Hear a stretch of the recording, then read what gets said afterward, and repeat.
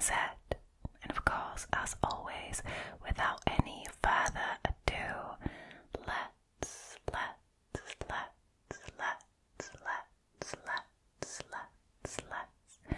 get into tonight's stories, shall we? Alrighty, the first story is called The Morrigan.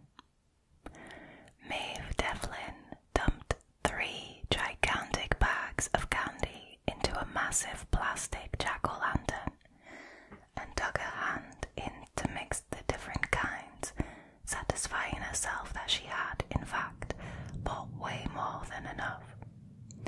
She checked her scarecrow costume in the bathroom mirror one last time, adjusting the floppy straw hat on her long chestnut braids. Assured of the perfect balance of aesthetically bedraggled and cute, she headed for her front door, flipped on her porch light, and stepped out into the perfectly crisp October dusk. She settled onto her creaky wicker porch swing, bucket of candy on her lap, and waited for the tide of trick-or-treaters to arrive. She could already see a few kids here and there, dressed up and bouncing with excitement, emerging from houses up and down the street. Maeve's neighborhood was the safe, quiet kind that drew in families from busier parts of the city on Halloween night. She loved it. She loved how uncomplicated Halloween could be now that she was grown up and was living peacefully by herself, far away from home. It was lovely for the scariest thing about the holiday to be the raged ghost dangling from the tree in her front lawn. When Maeve had moved to the United States from her tiny town on the coast of Ireland, she made up her mind to start completely fresh. She made an active effort to scrub the accent out of her mouth, and she never mentioned home to her friends or co-workers if she could help it. She didn't hate her country of origin, she was just done. Done with everything attached to home. Done with the law and the language, the culture and the landscape, and her family and everything else. Maeve was aware, although she tried not to think about it if she could help it, that she was really only running from her family, not her country. But sometimes it's necessary to throw the baby out with the bathwater. Her first few years in California, when memories of October's past still clung to her when leaves began to change, she had turned her porch lights off on Halloween and pretended it wasn't a holiday. But slowly, as her childhood drifted farther and farther into the past, Maeve began to notice the way the kids loved Halloween here. The way families looked forward to it with excitement instead of dread. Now, at the age of 30, Maeve looked forward to Halloween as much as any of her friends' children, because she got to soak in the blissfully uncomplicated traditions and let the holiday spirit wipe away the lingering fear. When the first trick-or-treaters arrived that night, Maeve exclaimed over their costumes, complimenting the adorably homemade Cinderella and Iron Man get-ups. They said hasty thank yous as they dug their little fists into the candy bowl, and their parents nodded to Maeve with a smile. As the dusk deepened into moonlit night, the procession of kids kept coming. One tiny girl dressed as Winnie the Pooh told Maeve in a shy little lisp, "I like your scarecrow," which was enough to make it a worthwhile night all on its own. It was shaping up to be a quiet, predictable, lovely evening when an older girl with a pair of elementary schoolers in tow tramped up her porch steps.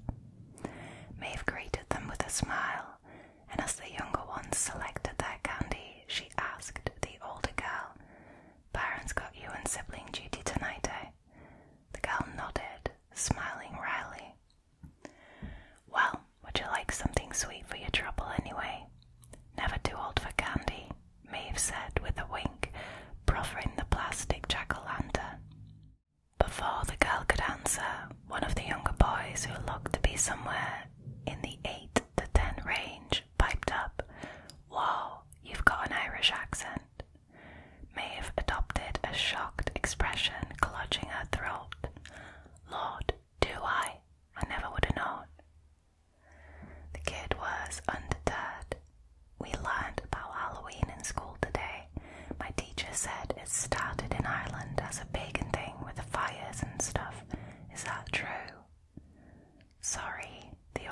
said, taking her brother by the hand.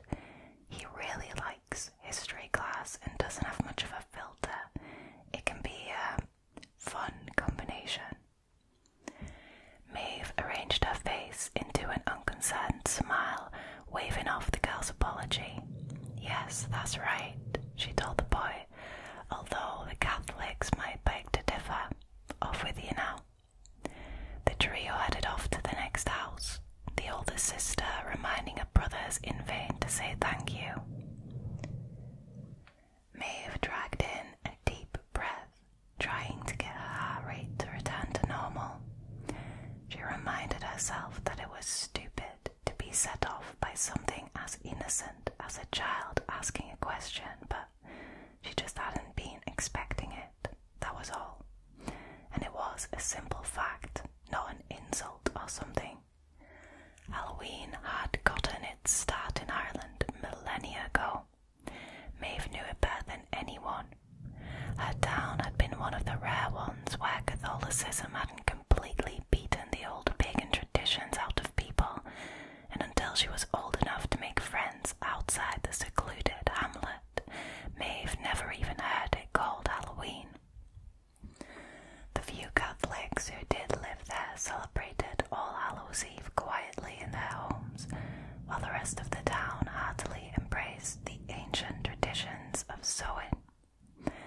The night when the veil between the mortal world and the other world was thin as gossamer.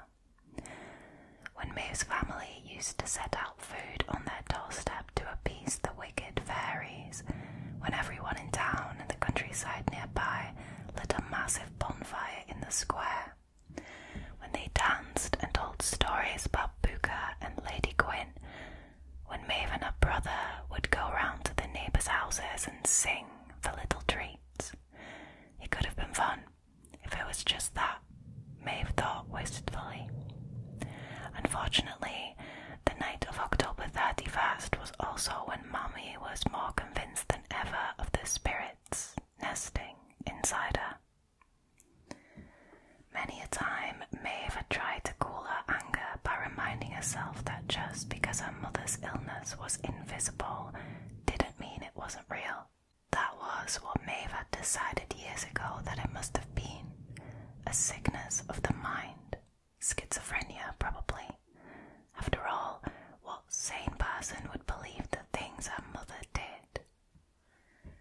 Maeve closed her eyes and took another deep breath. She hated the way the years always seemed to fade away when memories of her mother surfaced. She was always taken right back to that old cottage, listening to her mother rave about the Morrigan. That was the form her sickness took. For as long as Maeve could remember, her mother had been convinced that each night she would become possessed by the mythical deity, the Trinity goddess of death, war, prophecy, and fate itself. She acted like a normal mother during the day, working in the garden, tending to the goats and chickens, cooking and keeping the household in shape. She was kind, loving, and had a silly sense of humour.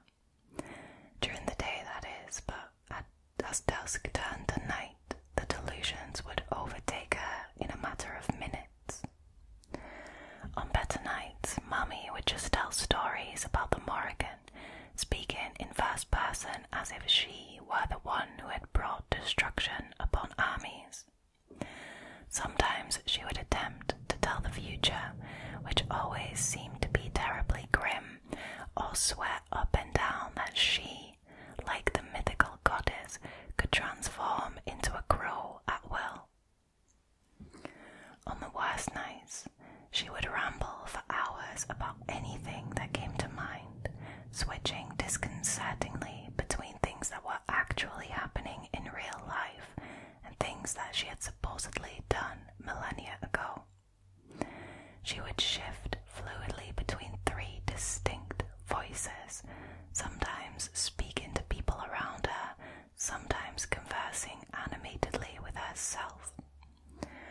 On the worst nights, or when someone would dare to express doubt that she was, in fact, inhabited by the ancient Trinity, Mummy would completely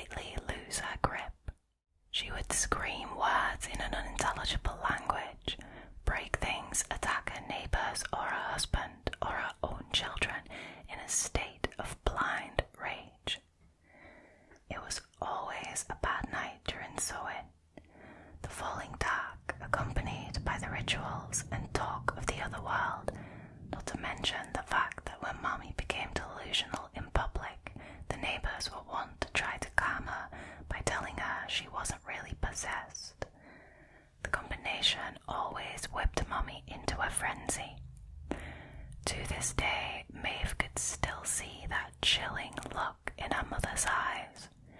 It was the look of a woman who was completely unreachable.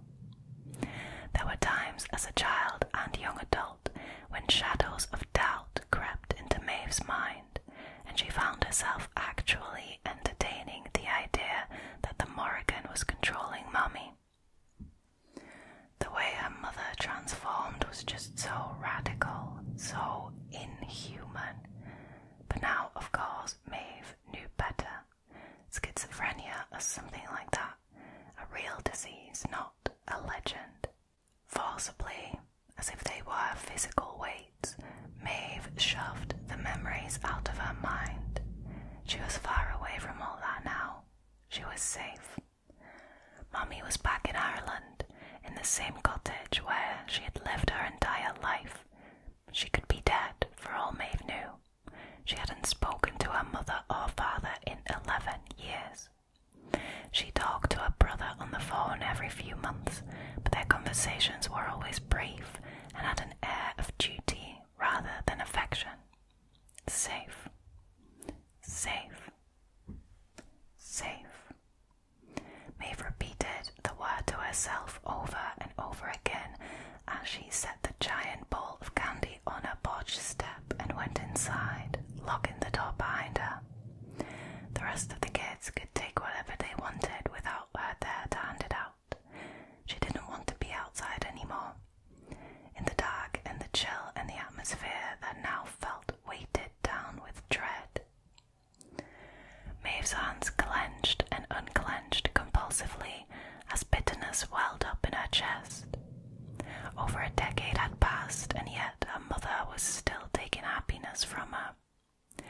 She decided to just take a nice long bath and go to bed early. As she let steaming water fill the tub and made herself a soothing cup of tea, Maeve mentally chastised herself for letting old memories and self-pity ruin her evening. How long was it going to take for her to get over this stuff? She'd been waiting for 11 years and clearly she was not over it yet. But she didn't have to let it control her, that was for sure. Shaking off the creeping dread, Maeve took her steaming cup of tea to the bathroom, stripped off her costume, and lowered herself into the deliciously warm water. She got lost in her podcast, letting the heat leach the tension out of her muscles. By the time she was wrapped in fleecy pajamas and snuggling into bed, Maeve had decided that it wasn't a bad night really, just an odd moment. As she flipped the bedside lamp off, she promised herself that next year there would be no odd moments. She wouldn't let her mother cling to her life from thousands of miles away. She was safe. When Maeve jolted awake, she couldn't tell at first what had woken her. The moonlight was slanting across the foot of her bed, and her digital alarm clock read 11:48 p.m. She must have tripped in a dream or something, she decided. She was just settling back down when 3 loud knocks made her jump violently. She sat up in bed, stone still, listening intently. It was far too late for trick-or-treaters. Who the hell knocks on someone's door at midnight? Another set of sharp knocks on the front door sent shards of adrenaline ricocheting through her body, and the feeling of dread fell over her like a suffocating cloak. A host of wild scenarios whirled through her brain until the obvious answer dawned on her. It must be some stupid teenagers doing a Halloween prank. The trick part of the equation. Fear was instantly replaced with boiling irritation, propelled by the desire to give them a good tongue lashing for waking people up in the middle of the night. Maeve rolled out of bed and stalked down the stairs, not bothering to put anything on over her pajamas. Someone pounded on the door again as she was making her way through the dark living room to the front door, which only added fuel to her frustration. She pulled the door open, poised to give the delinquents the telling off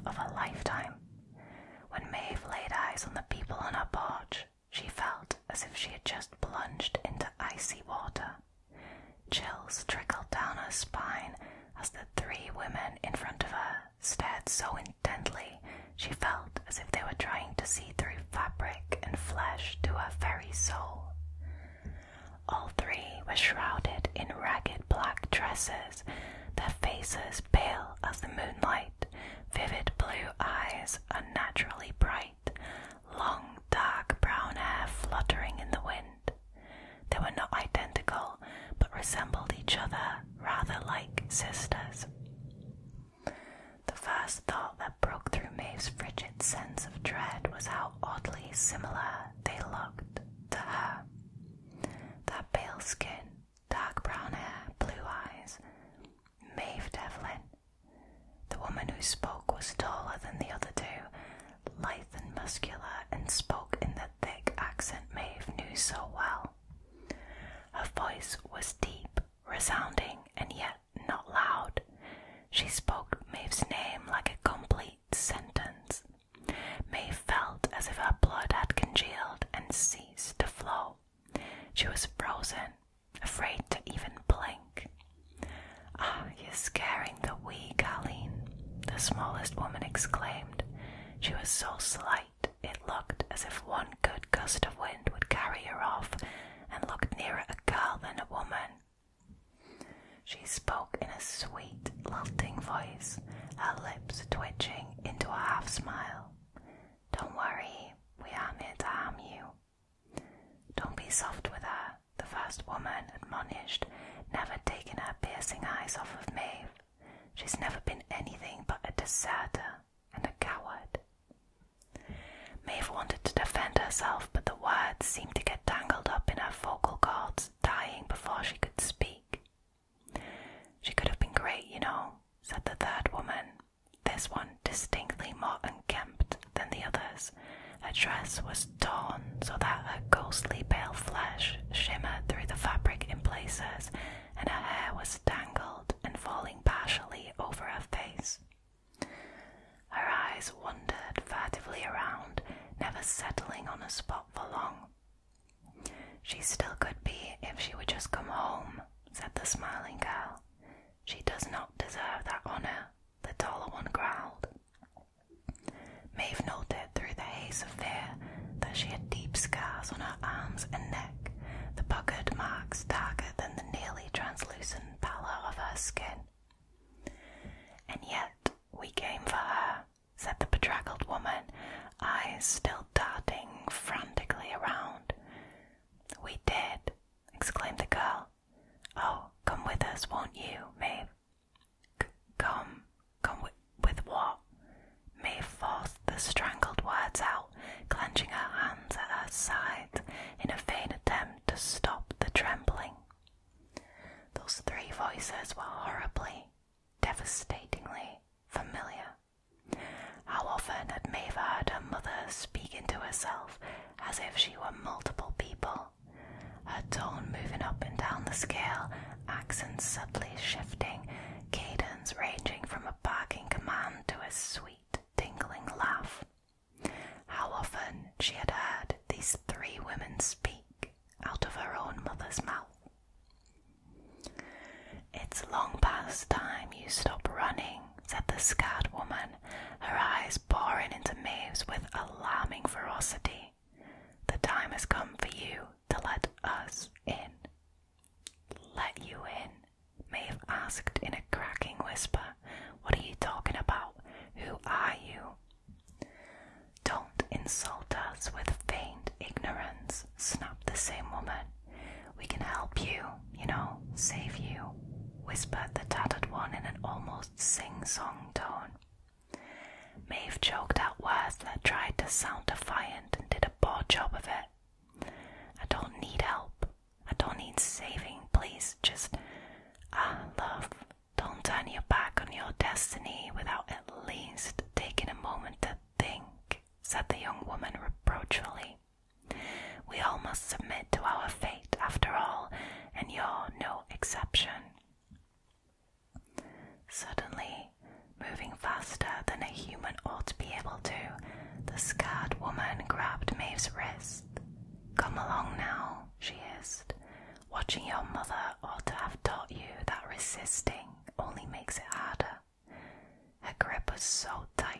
felt more like metal than flesh.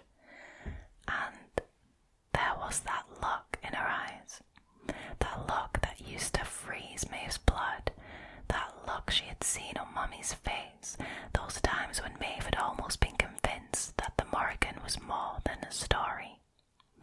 Another hand closed around her other wrist. The woman with the mess of snarled hair was finally looking Maeve dead in the eyes, skeletal fingers digging into her flesh. "We'll keep you safe. You'll never be lost again."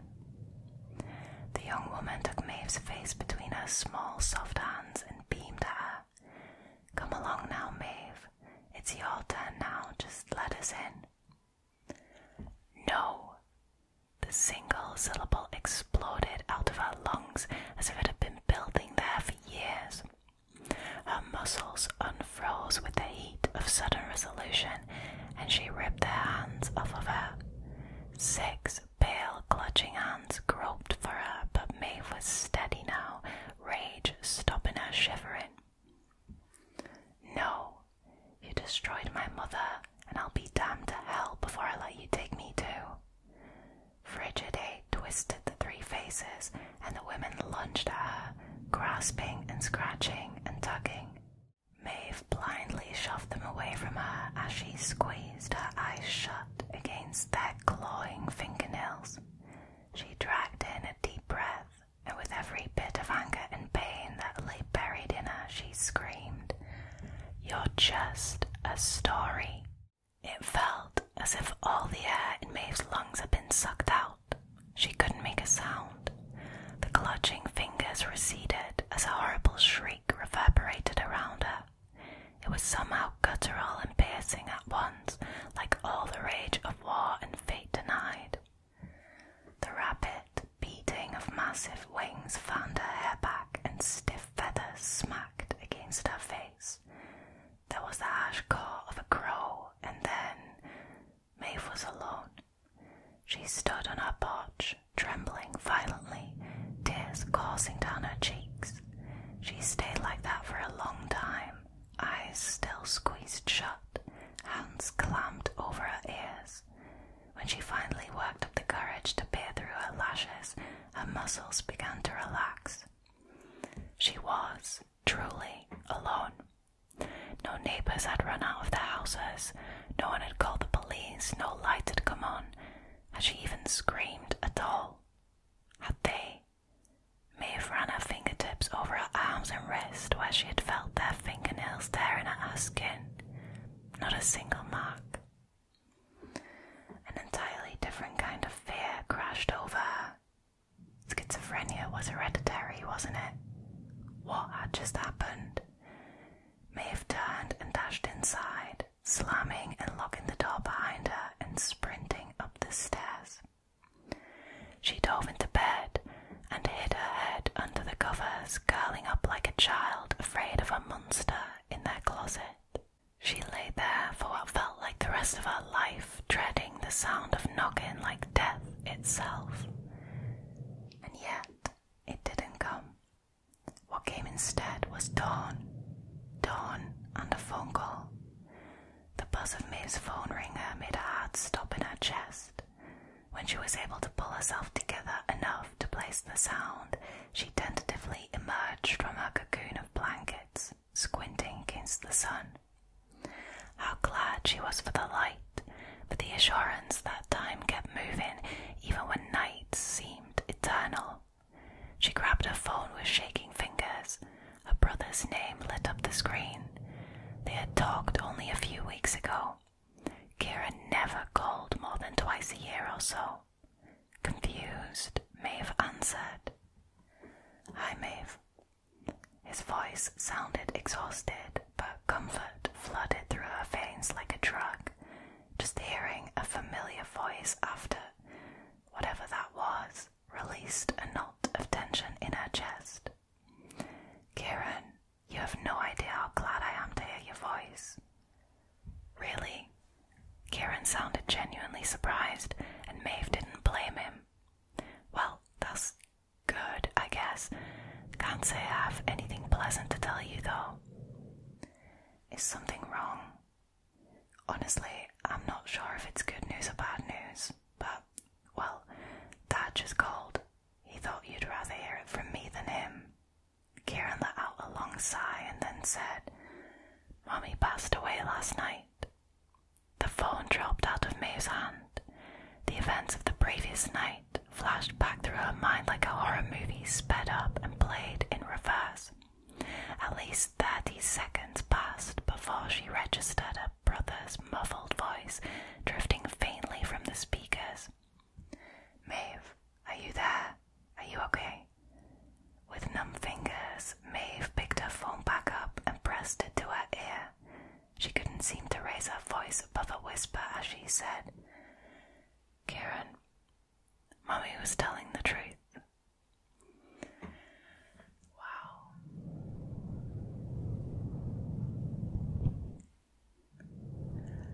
I just want to say again, Joy, you are an incredibly talented writer.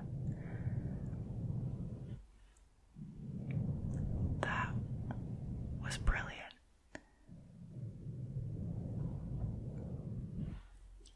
Let's move on to the next story, shall we?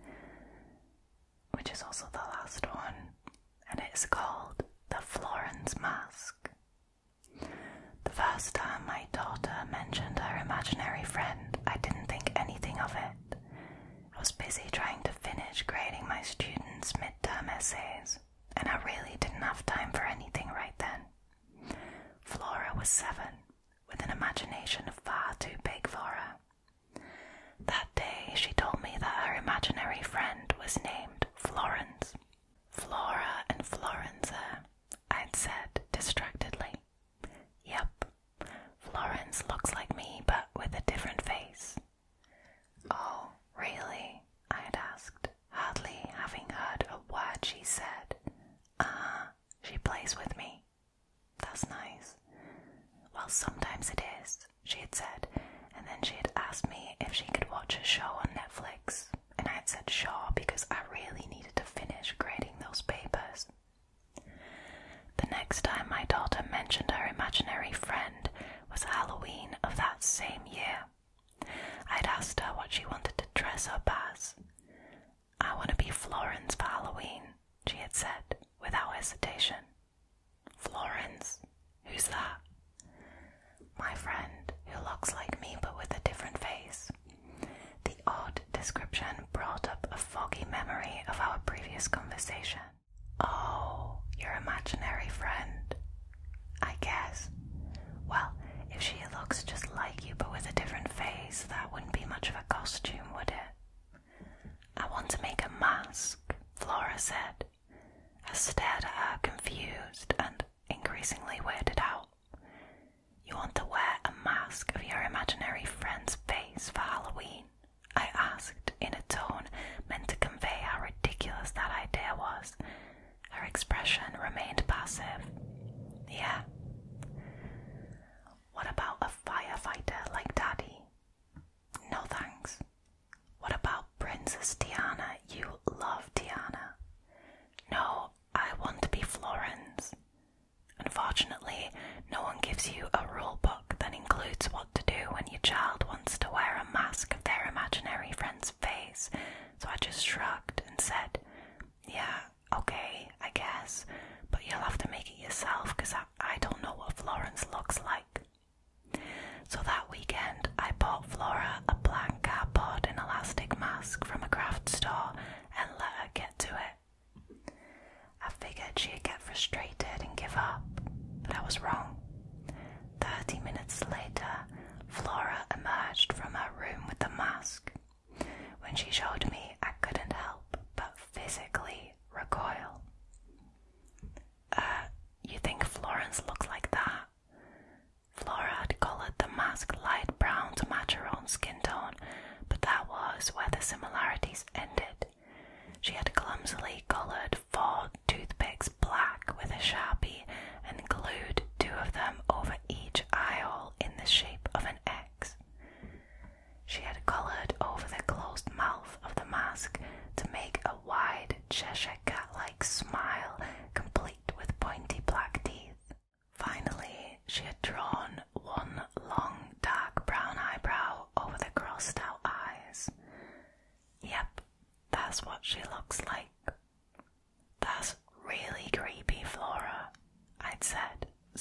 is making me speak more candidly than I usually would. I don't want you wearing that to school. You can wear it for trick-or-treating if you really, really want to, but you'll have to pick some other costume for school, okay? Florence doesn't like that, Flora said, a look of sudden distress coming over her face. I had no idea what to say to that. After a long moment, I decided to just be firm. Trick-or-treating, yes. School, no. Her face smoothed out to impassive, unnervingly fast. Okay. She grabbed her mask and scampered up the stairs to her room. Over the course of the next year, Florence only came up occasionally. Flora would be having a totally normal day, acting like her usual cheerful, bubbly self, and then suddenly her face would go blank and she'd tell me some weird fact about Florence. Nothing too concerning, just weird. Things like, Florence doesn't like your new haircut, or Florence hates when I do homework instead of playing with her, or Florence lost a tooth today. It was bizarre, but not crazy enough to land even close to the top of my worry list. I had bigger fish to fry. That was the year I finally accepted that my husband was an alcoholic. I had known Tim drank too much since before we were married, but I always brushed it off as how he liked to have fun with friends. I didn't think it was fair to ask him to stop something like that. But that year, he started drinking alone. He would go down to the basement with a six-pack and watch TV while he drank to the last sip. He would lose his temper at the drop of a hat and was clearly falling into a depression. When I confronted him about it, he promised to stop, and I thought he had, until Flora was 8. I was tucking her into bed one night when she said, "Mama, I wish Daddy didn't drink." "He doesn't. Not anymore. Isn't that great progress?" I asked with a smile. She looked back at me with big, somber brown eyes. "He does drink. Still, he keeps a lot of beer in his car trunk." "What? No, he doesn't. Why would you think that?" I asked, caught completely off guard. "Florence found it the other day," Flora said, clearly dead serious. "Honey," I said, trying to be sensitive, "Florence is, well, imaginary. I know she's fun to think about, but she's not a real person. There's some things that it's okay to pretend about, and some things that it's not. It's not okay to pretend about Daddy still drinking, okay?" Sudden tears welled in her eyes and her little lips trembled. "Oh, baby, what's wrong?" I asked, squeezing her hand. "Florence and me aren't pretending," she whispered. The next day I looked in my husband's trunk and found half a dozen six-packs and a bottle of Jack Daniels. Tim and I started going to couples therapy the next month, and I insisted that Tim get his ass to Alcoholics Anonymous once a week. Things started to improve, and I heard less about Florence for a while, until Halloween, that is. Yet again, Flora asked to dress up like Florence. "Really? Again?" I asked, mildly exasperated. "Yeah." "Why though? That mask is so damn creepy." "Florence is invisible. Halloween is the only day when people can see her face. How would you feel if no one ever got to see your face?" I studied my daughter intently, trying to figure out what this was about. But then Tim got home and Flora ran upstairs and I forgot about it until 2 days before Halloween, at which point there was hardly any time to get a different costume anyway. So she wore the Florence Mask. Tim's drinking continued to be a problem for the next 2 years. Flora continued to wear a Florence Mask each Halloween, no matter what I had said about it. I continued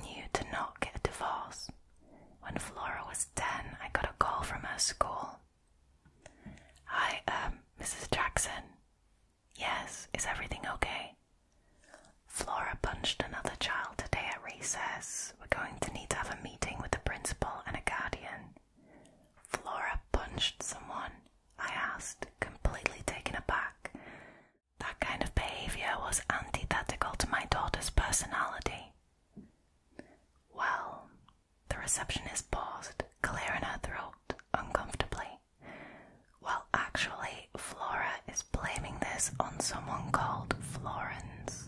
Flora's homeroom teacher says that it's Flora's imaginary friend. My eyebrows knit together, concern and confusion colliding. Flora says that Florence punched a kid. She says that Florence made her punch them. I sighed, reminding myself that the receptionist was not the person to talk this out with. Okay, I'll be there in 20 minutes. After that incident, I went ahead and put Flora in therapy. After only a few sessions, the therapist told me his theory was that Flora was using this made-up character to channel pent-up feelings about our family dysfunction. The stab of guilt that went through me at that pronouncement made me want it to not be true, even though it sounded like a pretty logical conclusion. I told the therapist that Tim was doing a lot better recently, even though he wasn't, and thanked him for his insight. I kept Flora in therapy until she stopped talking about Florence at home, and the therapist confirmed that it hadn't come up in several months. By that time, Flora was 12. She'd been dressing up as Florence for Halloween every year for 5 years, and I was crossing my fingers hoping that she wouldn't want to this year. As October approached, Tim genuinely seemed to be doing better. He had been sober for 5 months, which was a record. He was doing better at work, seemed less depressed, and wasn't flying off the handle nearly as often. I was slowly starting to set aside the constant question of whether it would be best for Flora if we just got divorced. I was starting to let my guard down, and it felt really good. When I got home from work one day that September, I called to Flora and Tim that I was back. I expected, as was usual, for Flora to come running down the stairs to give me a hug, and Tim to manage at least a "Hey honey," but the house was dead silent. I called again, louder, and still no response. I had seen Tim's car in the garage, and Flora always told me if she was going home from school with a friend. I checked our room and Flora's room, and still no one. That's when I heard Flora's voice coming from the basement. "Mama, we're down here." The fear in her voice sent me sprinting down the basement stairs. The scene that awaited me froze me dead in my tracks. Tim was slumped on the floor, back against the couch. Glass shards and an amber stain covered a large patch of the white carpet, and Flora had the jagged neck of a broken bottle up against my husband's throat. His eyes were wide with fear, but bizarrely, she looked even more frightened than he did. "Flora," I shrieked, afraid to approach any farther. "Mama," she gasped, visibly shaken, "I can't let him go." "What are you talking about?" I shouted. "Florence is making me do it," Flora sobbed hysterically. An extremely confusing combination of rage, relief, and dread tore through me at that, and throwing caution to the wind, I ran the short distance to them and sank to the ground beside my daughter, pulling her off of Tim. The jagged bottleneck fell from her hand, and she curled into my arms, wrenching sobs racking her body.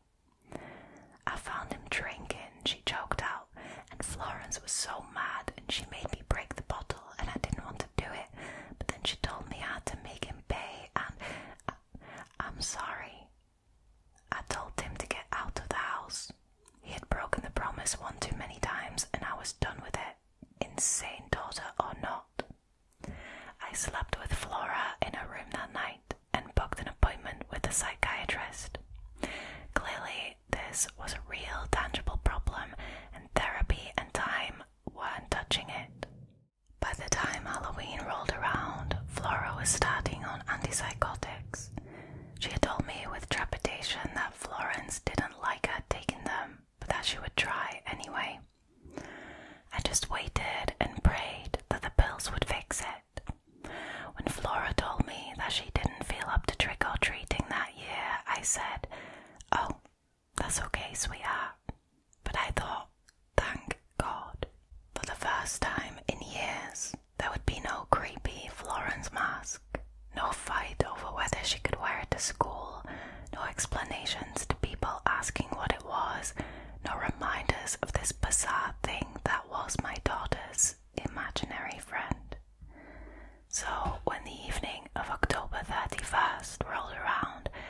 was comfortably doing a jigsaw puzzle and waiting for my snickerdoodle cookies to finish baking.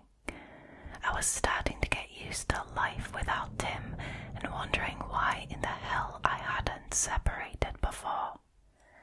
My stress levels had significantly decreased, and I could finally give Flora the emotional bandwidth she needed, not to mention I had a lot more time to myself. I was just dwelling on hopeful visions of a future with no Tim, Flora back to normal, and both of us happily together, when I heard her voice from upstairs. "Mama." "Yeah, baby," I hollered back. "I think I do actually want to go trick-or-treating." Surprised at this sudden reversal, I headed upstairs. "Really?" I called as I went. Her voice sounded off, rougher than usual. Has she been crying? "Yeah, I already have my costume on." I winced as I opened her bedroom door, crossing my fingers. "Please tell me it's not the Florence Mask." I froze. The person standing in the middle of Flora's room looked like my daughter. Same petite build, brown skin, halo of curly hair, but the mask she was wearing made my heart skip. The drawing was recognizable as Flora's face, but it was inexpertly colored onto a piece of paper.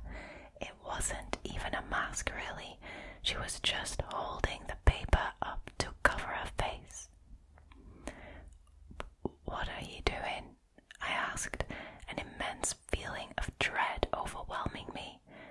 The voice that replied was not my daughter's. It was harsh, guttural, and the kind of raspy that comes from not speaking for a very long time. "I wanted to dress up as Flora this year." Wow. That was a great set of stories. Fantastically written, deliciously spooky. Perfect for Halloween. Thank you so much, Joy Ulschlater, for sharing your work with me and with the channel and with all of us here. You guys, I hope you enjoyed this episode. I am really glad that you joined me tonight, and I hope I will see you next week. Please don't forget to show Joy Ulschlater some love on their YouTube channel that is linked in the description